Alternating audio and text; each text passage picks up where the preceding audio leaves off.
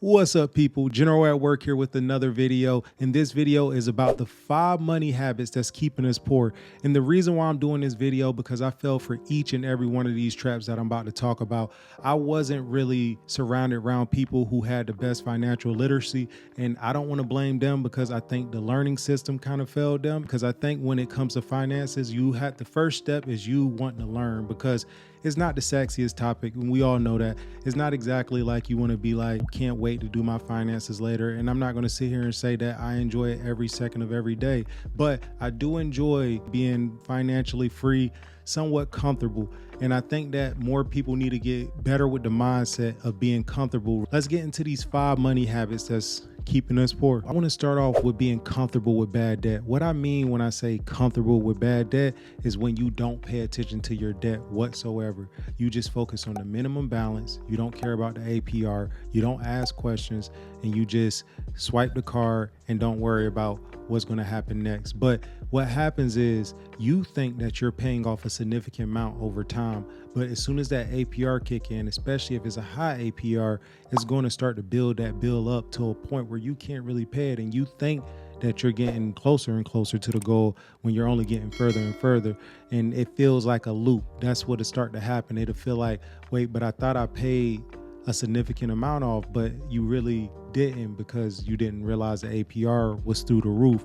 And they want you to think this. They want you to believe that you are actually doing something when you pay the minimum balance. That's where they get you. So you have to understand that paying your balance off in full every month is extremely important. And when people say that, they mean it, because they don't want you to get stuck in that loop of that high APR. The second thing I want to touch up on this video is making less than your expenses. And this one just simply means that you don't make enough. You don't get paid enough from your job or the thing you do, and your expenses is more than that number. So unfortunately, this falls under a lot of different things. Like, it doesn't necessarily have to be that you did very poor things, you made bad decisions. It could simply be medical debt. It could be home ownership and all the things that come with it, bad situations. So I don't necessarily want to put this in the category of somebody making poor moves, because like I said, I fell into this rut upon my life. So I don't want to make it seem like a lot of people choose this. I want to make sure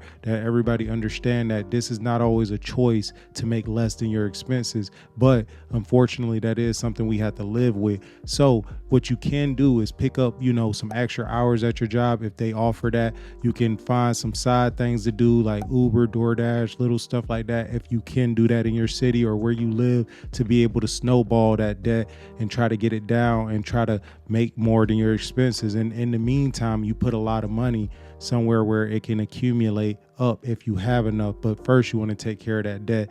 You want to go ahead and get that taken care of. But a lot of people fall into that trap of making less than their expenses. And I mean, it's so easy to do because so many things happen and it's so unexpected.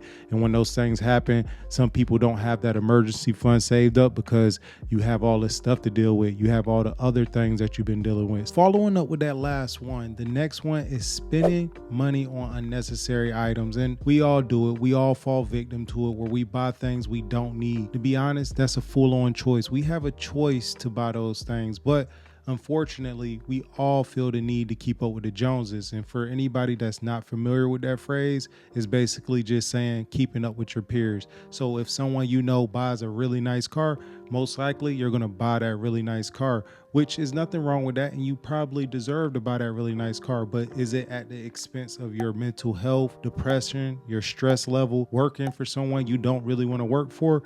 Probably not. And most likely you can't afford the car that you bought because you want it for attention and status, and you will get those things. And like I said to you before, all these things that I'm talking about, I experienced myself. So I had the car, I bought the house, and all of it wasn't worth it because I didn't really get to enjoy it because I was too busy working nonstop to keep up with all these things. Because once your lifestyle changes, now you got to keep up with that lifestyle. You don't get to switch it up just whenever you feel like it, because now you dug the hole. You got to keep digging. You got to keep going.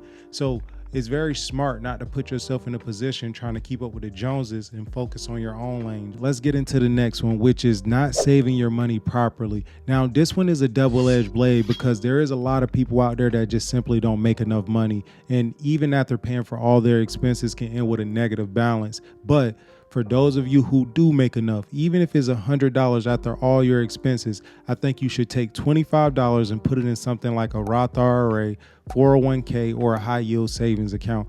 What this will do, because it won't do much, but what it will do, it will change your mindset. And when you're in the poor money habits, changing your mindset is pretty much like day and night. It's very important. And I would say, look at your bank account after about 6 months to a year. What that'll do is just make you see a little bit of a difference. It may not be major. And if you have a lot of debt, kind of try to use the snowball method to try to see if that'll help you get to where you're trying to be. If you didn't listen to any of them, listen to this one. You don't know finance.